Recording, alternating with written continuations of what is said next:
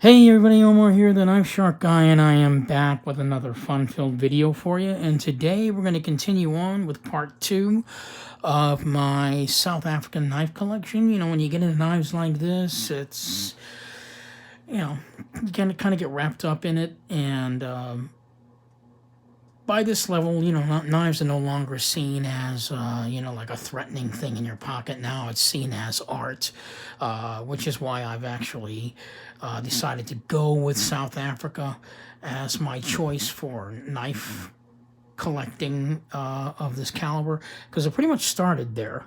They are the ones that made it popular. They're the ones that made it possible for other knife makers to see what the possibilities are.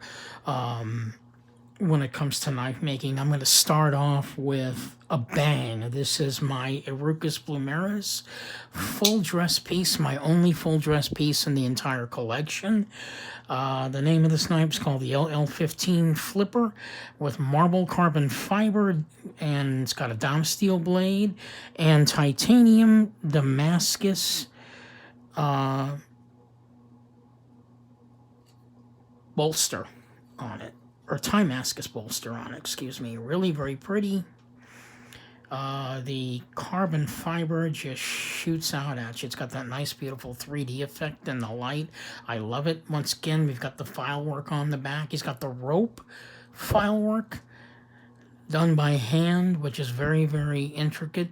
The Dama steel continues onto the back spacer there. And it finishes up with a blue titanium pocket clip. So yeah, this is my only full dress piece. A full dress piece is basically a knife where every part of the knife has some kind of art on it. And this knife is just screaming art all over. Erucus Plumeris full dress piece. LL Flipper with marble carbon fiber and Damascus and titanium Damascus bolster. So there you have my first big custom knife. There you go. The second one, we're going to move on to Willem Steenkamp. That last knife that you just saw is a one-of-a-kind. You will never see another one like it ever again. The same goes with this piece. This is also a one-of-a-kind handmade knife. There's only one of these, and I've got it. So the knife is made with brown micarta, and it's got sort of this brass pivot on it, and a brass-colored pivot. The pivot's actually titanium. It's also got a brass-colored titanium pocket clip on there. Really very pretty. And the brown micarta continues on to the back spacer. So it's only two materials, but what makes it unique is the brown micarta all the way throughout the knife. Really nice. The knife steel on this knife is M390.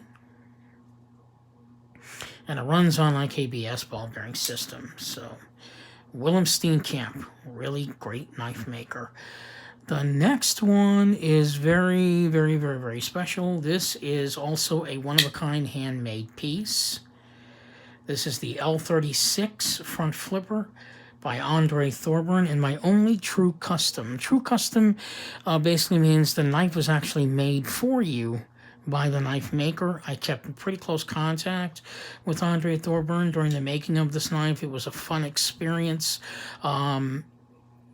He did this 100%.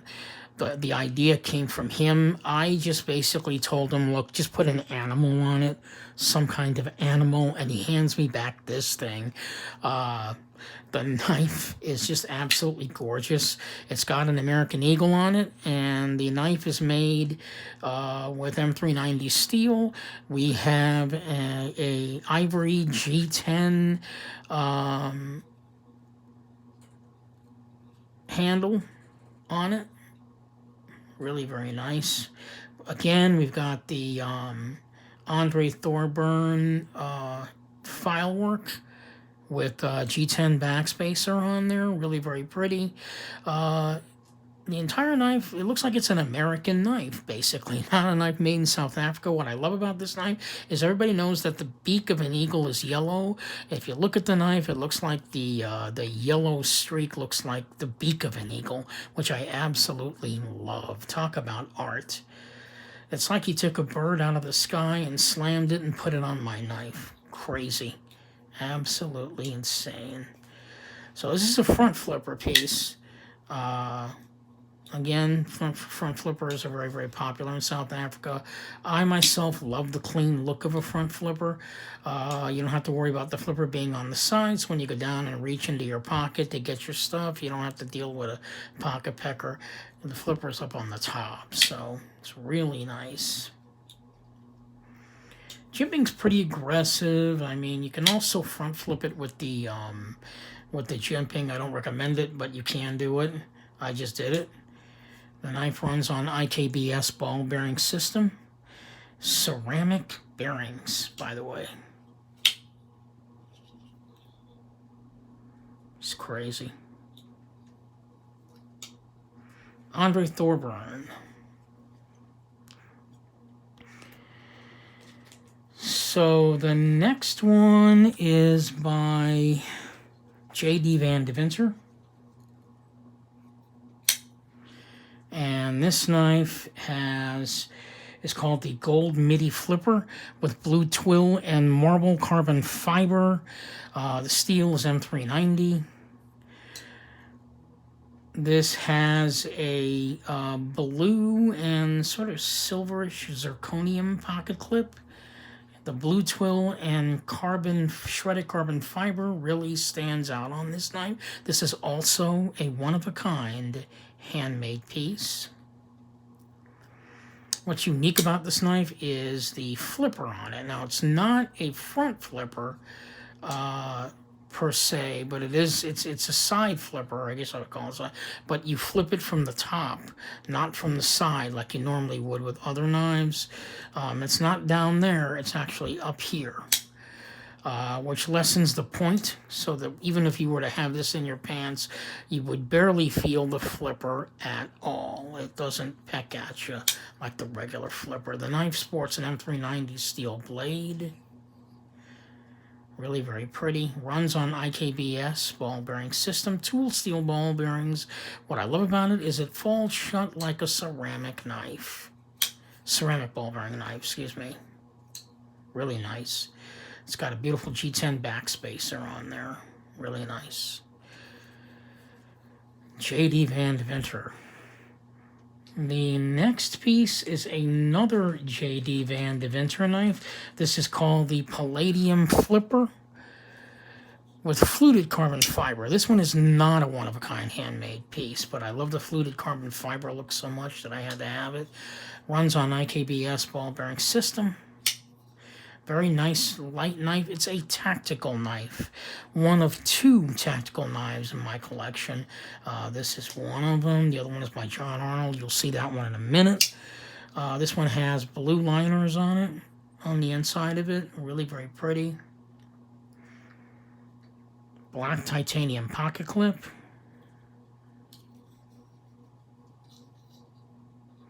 Very light knife. Andre Thorburn Palladium Flipper with fluted carbon fiber. Really nice knife. Glad to have it in the collection. Very nice and smooth. On tool steel bearings. Moving on, we have another front flipper by John Arnold. This is a one-of-a-kind handmade piece. This one has G10, black G10 with Ambonia wood, with Ambonia burl wood. Runs on IKBS ball bearing system. Tool steel ball bearings with a nice drop point blade. And what's interesting about this knife is it has a glow-in-the-dark backspacer, so you can find your knife. John Arnold's very famous for this. This is his thing, is the the Moon Glow backspacer. I don't see that too often on very many knives. Really hot. Love that. Really don't know how he got that inlay in the knife, because it looks like all one piece, and yet it's an inlay, so not sure how he did that. John Arnold. Moving on, we're going to go with more of a rustic knife. Sometimes custom knives can just be a really good tool. This one is the M38 Flipper with Black G10. This is not, I mean, if you were to look at this knife, you'd just say it was a tool, which is basically what I think what Andre Van Heerden was going for. He just wanted to make a really good, solid tool. But this would sort of be considered knife quality, probably a lot higher than, say, a zero tolerance knife. You probably see a similar knife like this in the zero tolerance, except this isn't G10. But I mean, yeah, I could see this as like maybe a knife that would be in zero tolerance's lineup, because it's big, it's clunky, but in this case, it's not heavy. It's a very light knife. The knife runs on IKBS tool steel ball bearing systems. One of the things I love about this knife is it just falls shut. I don't have to do anything. The knife just falls shut every time. Crazy. Love to do that all day long. So this would be considered a heavy-duty piece. I mean, you could actually just go out and go to town on this thing. Runs on IKBS ball bearing system. The steel on it is M390. Definitely a favorite. Moving on, who's next? Trevor Burger. This is my Trevor Burger Dakar front flipper. Really great piece. Sort of a grayish blue knife with lightning strike carbon fiber. And it's got a titanium pocket clip with G10 backspacer, and the action on this is unreal. Runs on IKBS ball bearing system. Ceramic ball bearings is what this one runs on, guys. One of the most interesting things about Trevor Burger is that he really hates having writing on his knives. I talked about this before on this particular knife in general, but that's true of all of his knives. If you look at his knife, he doesn't have his name anywhere on here. There's no IKBS symbol on it. There's no Trevor Burger Knives symbol on it. There's just nothing on it. You don't even know who made the knife. Unless you look closely at the knife, you'll see, if I get it up in the light, there is his initials right there. Other than that, there's no writing anywhere else on this knife. That is one of the things about Trevor Burger, is he just doesn't like writing anywhere on his works of art. Which, for you, if you're a user, you're going to love that. A lot of people don't like to have writing on their knives. So, if you're looking for someone that makes knives without any writing on them, Trevor Burger's your man. I'm just going to wipe this down. All my fingerprints are all over it. Kind of used it a little bit up there. not a lot, but pretty much did a little. M390 steel with blue titanium bolster and lightning strike carbon fiber. Trevor Burger. The next knife is made by a legendary knife maker, probably the grandfather of knife making, or at least one of the grandfathers of knife making. The other one I would probably say would be a gentleman named Owen Wood. So I'm going to go ahead and bring that knife out. This one's a front flipper. This is called the Slim Vubu by Des Horn. Really great knife. He's pretty famous in the production world for making the Spyderco Dayhorn, made of Cocobolo wood. Hope I'm saying that right. That's his famous knife with Spyderco. He's only made one. He doesn't really collaborate with big knife companies that I know of. In fact, that's the only knife that he's collaborated on with a large company. He chose Spyderco. I don't know of any others out there. But this is called the Slim Vubu. What's unique about this piece, it's all G10. It's got the G10 with the twist. That's done, as far as I understand it, that's actually done by hand. This is not a one-of-kind handmade piece. He's made many of these before. What makes this knife unique, it only runs on washers. It doesn't run on IKBS ball bearing system. It's a washer knife. So the idea that someone can create a knife with such smooth action that only runs on washers is insane. There is no blade play on this knife whatsoever. Guys, that thing is as solid as a rock, and it is just fantastic. The steel is also very exotic. It runs on Nitrobe 77, and that is scary sharp, guys. I've demonstrated that on my channel before.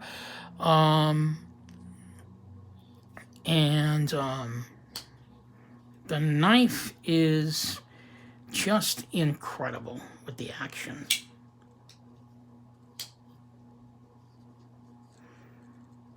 Death's Horn. Moving on. My next knife in the collection is by Andre Van Heerden. The name of this knife is called M44 Righteous Interframe with carbon fiber and snakewood. Now, one of the things about Andre Van Heerden is he's very, very famous with collaborating with other knife makers. In this particular case, he collaborated with a French designer named Tashi Barucha, who created the shape of the handle that you see. And Andre Van Heerden pretty much put the knife together. A fantastic, fantastic piece by both those guys. One of the things that's interesting about this knife is that it's all one piece. This is not an inlay. It's all one piece. I have no idea how he did that. It's got this brown leopard look on it with gold liners on the knife. Really very pretty. The steel CTS XHP with a zirconium pocket clip. Really nice. Excellent piece to have. Very rare. This is a one-of-a-kind handmade piece.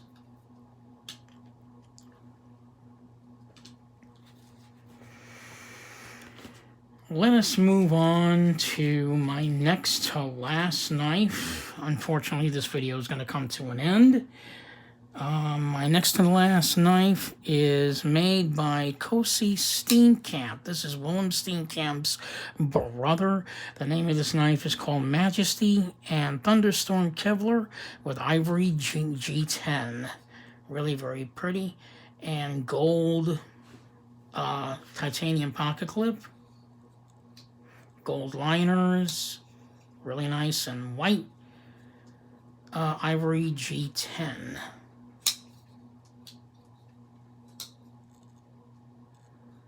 Just awesome. One thing about Cosi Steenkamp, I've spoken with him online. When I first bought this knife, the knife was way off-centered. I mean, it really upset me.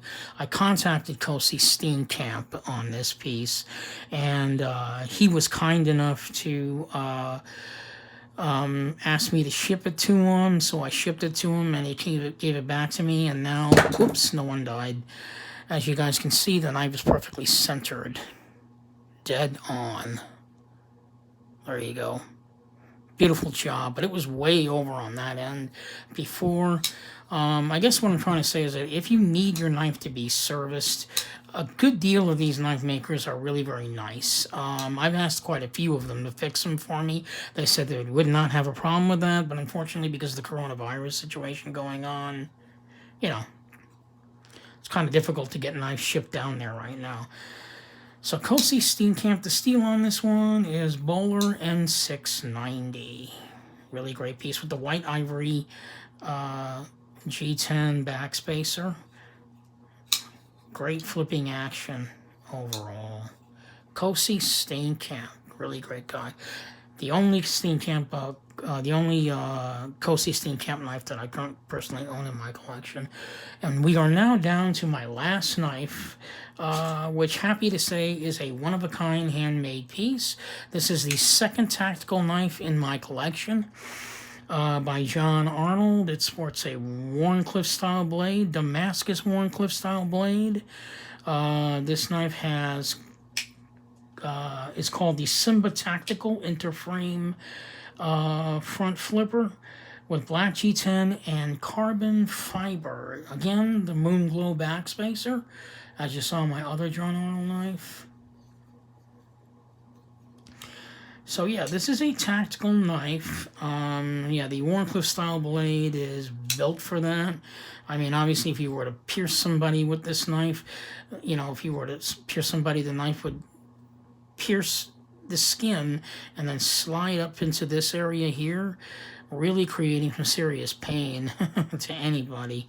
And of course, the knife cuts incredibly well. It's got that straight all the way across, so basically you can actually pierce all the way through and it will cut very, very easily in a self-defense situation. The knife also has this sort of point. It's really a lanyard ring, but you can also use it as sort of maybe a coup baton or something like that. Maybe pierce somebody with that. Really cause some serious damage, because that's hard. That is a hard, pointy object. Crazy. Yeah, you could hurt somebody with just that. Forget the knife, just this. So there you have it. The John Arnold Simba Tactical Interframe front flipper with black G10 and carbon fiber. We also have a blue titanium pocket clip. This is just a quick, rough overview of all of my knives in my collection. If you actually wanted to see full reviews on these, and check out my channel for more. I'll be bringing you more reviews, more knife videos coming. I've got some leather wallets that I'm going to be doing a review on from Michael Bluth. I can't wait to get those. So there you have it. Part 2 of my 24 collection by all by South Africa, or all made in South Africa. I will be moving on to other countries. I don't know when that will happen, but in the meantime, this is Omar the Knife Shark Guy signing off, hoping you'll find one of these pieces of real sharp art in your collection someday soon, like I did. This is Omar the Knife Shark Guy signing off with a Rucus Plumeris full dress piece. Thank you so much for watching, guys, and you guys have a great evening.